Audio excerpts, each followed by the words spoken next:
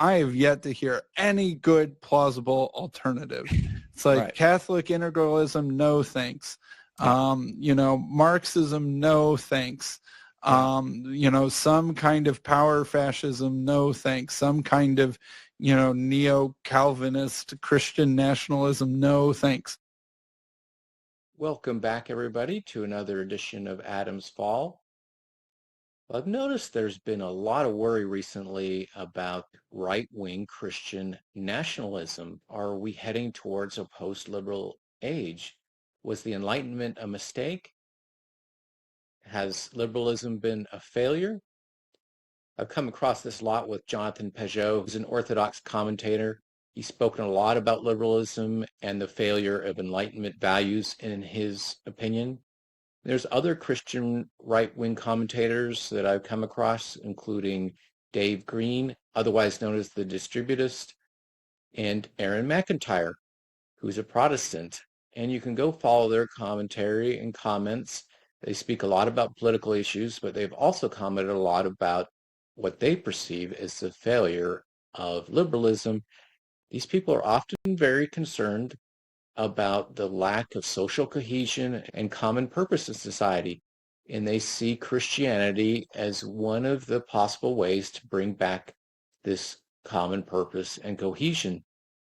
On the other hand, there's a lot of concern from other people that a surge in Christian nationalism could lead to oppression of religious minorities and other minorities and could return us to some sort of medieval dictatorship. And so I've been following a lot of channels that have been talking about this. I wanted to highlight two. One is Grail Country, who I follow a lot, who has a lot of great content and commentary from a certain Christian perspective. And so let's take a listen to their July 4th stream, where they focus on this question of liberalism and are we entering a post-liberal order? Happy 4th of July, happy Independence Day. This is our TLC Saves America live stream. And we're gonna continue the conversation that's been going on in TLC about the decline of liberalism and whether post-liberalism is a good idea or not, and the collapse of the post-war consensus and all that kind of good stuff. And we should get some variety of perspectives here. I think Cale is probably the least dedicated liberal in the particular group that I have here today. Marcus is our resident economist here in the corner. He's a classical liberal. He's a Hayek guy. Dr. Jim obviously has made it very clear where he stands in his conversation with me and with Sam, and I've been obviously very vocal, especially on Twitter. And I think everybody knows where I stand at this point. And Cale is kind of in between, but he's a reasonable guy. And this gives us very interesting here because we have a very broad Christian spectrum. So we have an evangelical, Catholic, a kind of Anglican, and an Orthodox perspective. And you can see this is a focus of a lot of people in the, quote, little corner community, the group of channels that I'm somewhat involved in, and they're concerned about this post-Enlightenment world, this post-liberal world. Will it be a good thing or will it be a bad thing? I'm going to highlight Sam Tideman, who I'm a big fan of. If you've not seen his content, I definitely urge you to check his channel out. And he's a biblical Unitarian and has a lot of great perspectives on religion, of course, and also occasionally on political matters. And in this conversation, he has on Dr. Jim, who's a cardiologist, and they talk about their excitement, or you could say lack thereof, about a post-Enlightenment world. I do feel a lot about this in the kind of the discourse on moving beyond liberalism and that sort of thing. It's I have yet to hear any good, plausible alternative. It's Right. Catholic integralism, no thanks. Marxism, no thanks. Some kind of power fascism, no thanks. Some kind of, neo-Calvinist Christian nationalism, no thanks. and that there really doesn't seem to be a good imagination of the alternative. It sort of feels a little bit more like, that liberalism and the Enlightenment did a lot of its best work already, and that we're growing impatient with it, and that when it sort of slows down, it's easier to highlight the bad problems and not be as thankful for the good things, and that it fosters a sort of kind of impatience and ingratitude. And also a kind of, I think, a real kind of deep existential worry about where we're at. It's a very interesting conversation. I urge you to go check that one out. And I equally share concerns about a post-liberal order.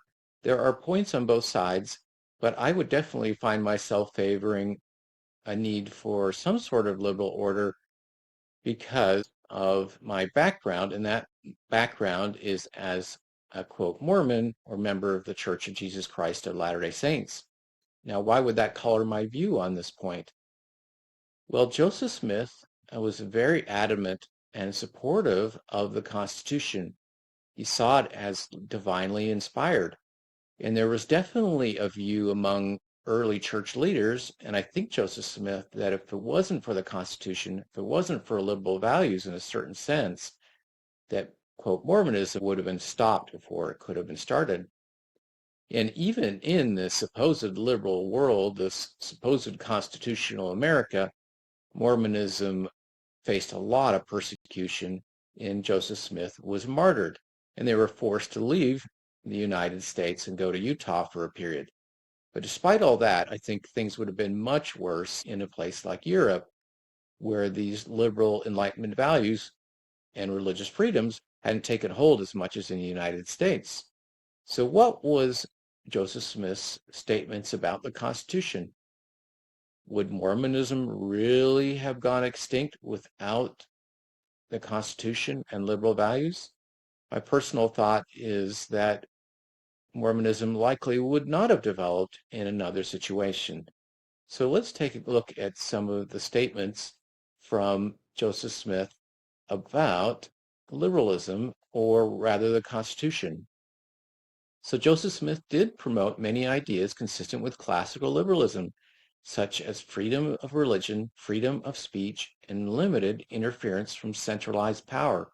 On religious liberty, we believe that religion is the institute of God and that men are amenable to him and to him only for the exercise of it, unless their religious opinions prompt them to infringe upon the rights of others.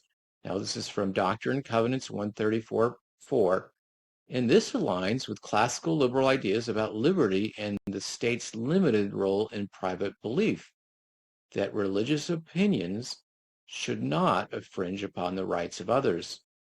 On freedom of conscience, quote, the civil magistrate should restrain crime but never control conscience, should punish guilt but never suppress the freedom of the soul. And that's from Doctrine and Covenants 134:4.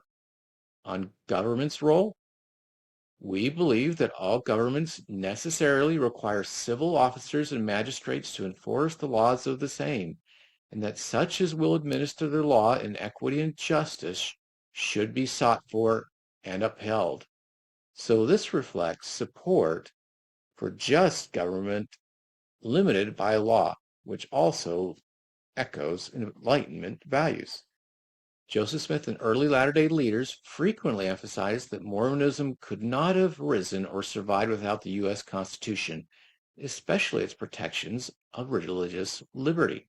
This idea is well documented in LDS scripture, Joseph Smith's own teachings, and church teachings. So we have Joseph Smith on the Constitution. Quote, the Constitution of the United States is a glorious standard. It is founded in the wisdom of God. It is a heavenly banner. So Joseph Smith viewed the Constitution as divinely inspired, particularly for its protection of freedom of religion. And what about that the Constitution made Mormonism possible?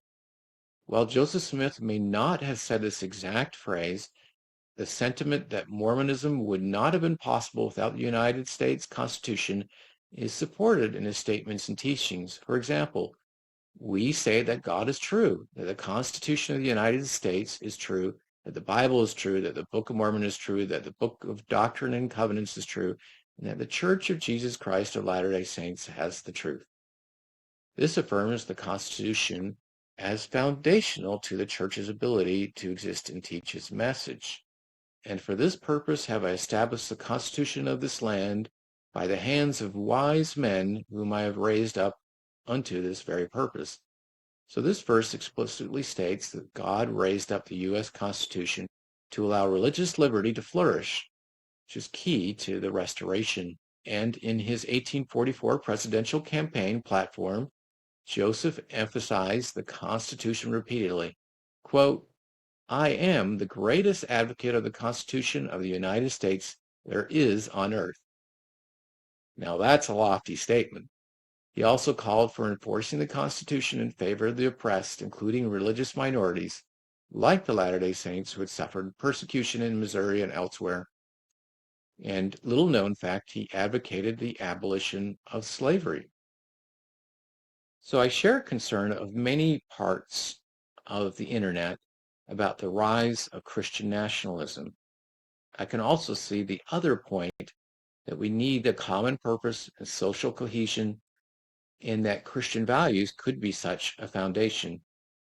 But is there a danger if we abandon liberalism and Enlightenment values that we could arrive at some sort of dictatorship, even if that's from a Christian source? I think that's a very valid concern, and I share Joseph Smith's sentiments that we should be on guard for such an event. And in light of that, it is necessary to protect religious freedoms. And for that reason, I support Enlightenment values and liberalism inasmuch as it protects those precious freedoms that we have.